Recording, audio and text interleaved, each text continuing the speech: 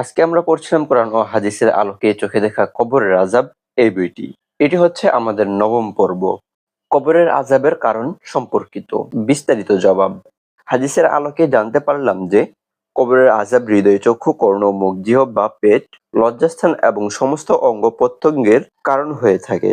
সুতরাং একজনের কথা অন্যকে বলে বেড়ানো, মিথ্যে বলা, চগলখড়ি করা, মিথ্যে সাক্ষী দেওয়া, সৎ ও চরিত্রবান মহিলা অথবা পুরুষের উপর জিনা অপবাদ দেওয়া, তীনা সৃষ্টি করা, বেদাত চালু করা, আল্লাহ এবং তার রাসূলকে মিথ্যা প্রতিপন্ন করা, আল্লাহর কালিমার অপব্যাখ্যা করা, সুদ খাওয়া, অন্যায়ভাবে এতিমের মাল কুক্ষিগত করা, অন্যায়ভাবে মুসলমানদের সম্পত্তি হস্তগত করা, মদ পান করা, সমকামিতা ও জিনা করা, চুরি করা, গাদ্দারি করা, ধোঁকা দেওয়া, প্রতারণা করা, সুদের সাক্ষ্য দান করা ও সুদ সংক্রান্ত লেখালেখি করা, আল্লাহ তাআলার ফরজ হতে অব্যাহতি পাওয়ার জন্য টালবাহানা করা, হারাম কাজে লিপ্ত হওয়া, মুসলমানদের কষ্ট প্রদান করা, মুসলমানদের দুশ্চর্চা করা, শরীয়ত পরিপন্থী আইনের দ্বারা বিচারের রায় প্রদান করা, শরীয়ত বিষয়ে সপক্ষে শাফায়াত প্রদান করা, পাপাচার এবং আত্মবিরোধী কাজে সাহায্য সহযোগিতা করা, কাউকে অন্যায়ভাবে হত্যা করা, হেরেম শরীফে বদ্দিনী ছড়ানো,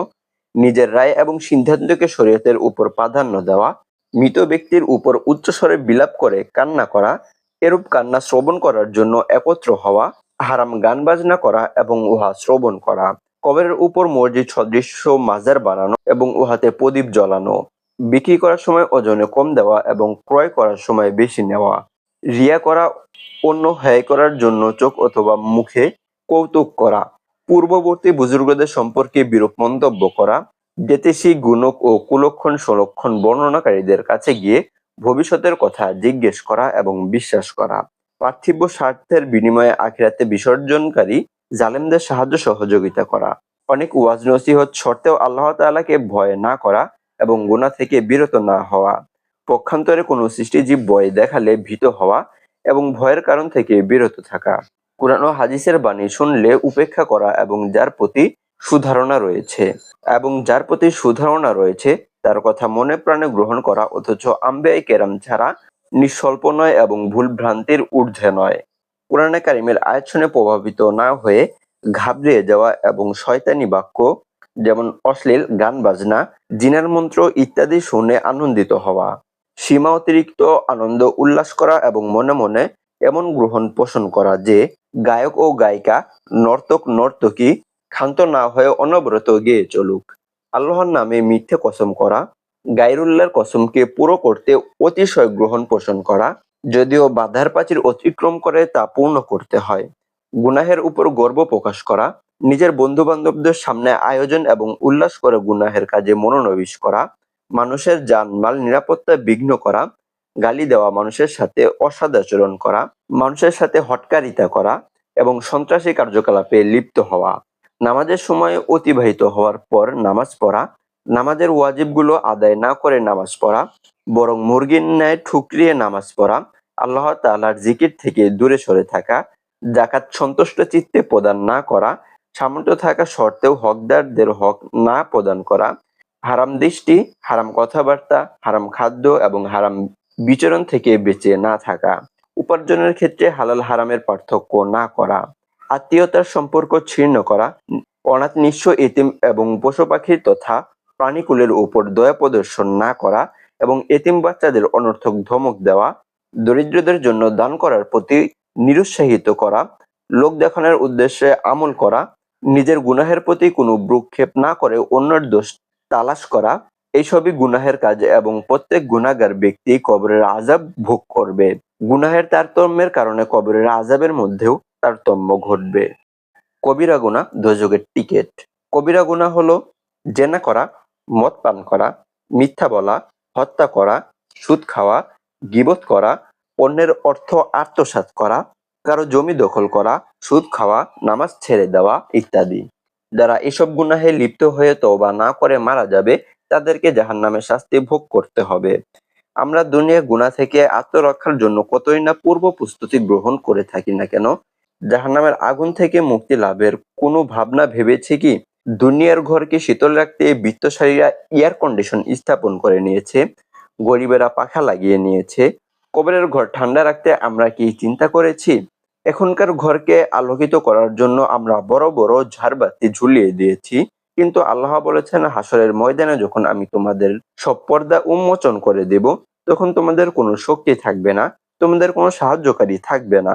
তো সেদিনের লাঞ্ছনা থেকে রক্ষা পাওয়ার জন্য, মানুষের সামনে লাঞ্ছিত হওয়া থেকে রক্ষা পাওয়ার জন্য আমাকে কিছু করতে হবে। আমি যদি কিছু করি তাহলে আমার সমস্যার সমাধান হবে। এখানকার শাস্তি আমরা সইতে পারি না, ওখানকার আযাব সইব কি করে, যেখানে মৃত্যুরই মৃত্যু ঘটে।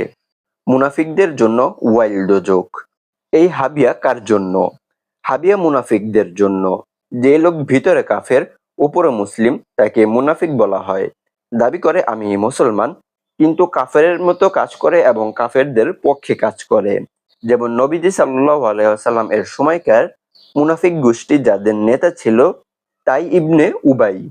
বর্তমানে আমাদের দেশের সমস্ত পৃথিবীতে মুনাফিকের অভাব নেই। তার উপর জাহিম। জাহিম হলো মুশরিক তথা মূর্তি পূজারীদের আবাস। তার উপরে সাকার। চেঙ্গিস খানের তারকা পূজারী সেখানে ঠাঁই নেই। তার উপর সাইর।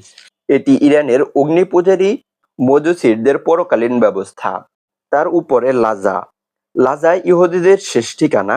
তার উপর তামা। সেখানে নিক্ষিপ্ত হবে খ্রিস্টানরা, যারা কোনোদিন জাহান্নাম থেকে বের হতে পারবে না। এরা ঈমান নিয়ে মৃত্যুবরণ করেনি। যারা বেঈমান অবস্থায় দুনিয়া থেকে বিদায় নেবে, তারা আজীবন ও অনন্তকাল জাহান্নামে কাটাবে। এগুলো এমন কারাগার যেগুলোতে কোনো ছিদ্র থাকবে না, এগুলো থেকে বের হওয়ার কোনো পথ থাকবে না। তাদেরকে আগুনের বাক্সে ঢোকানো হবে। প্রতিটি রগে আগুনের পেরেক ঢুকিয়ে বাক্সগুলো জাহান্নামের সমুদ্রে নিক্ষেপ করা হবে, আর বের হতে পারবে না। এর উপর জাহান্নাম। জাহান্নামের পরিচয়। এত লেলিহান আগুন যা শরীর চামড়া খসিয়ে দেবে। জাহান্নাম সেই ব্যক্তিকে ডাকবে যে ব্যক্তি প্রতিদৃষ্ট প্রদর্শন করেছিল ও মুখ ফিরিয়ে নিয়েছিল এবং সম্পদ পঞ্জীভূত ও সংরক্ষণ করে রেখেছিল। আল্লাহ স্বয়ং জাহান্নামের বিবরণ দিয়েছেন যে জাহান্নাম দাউ দাউ করে জ্বলে দেহের চামড়া খসিয়ে দেয়।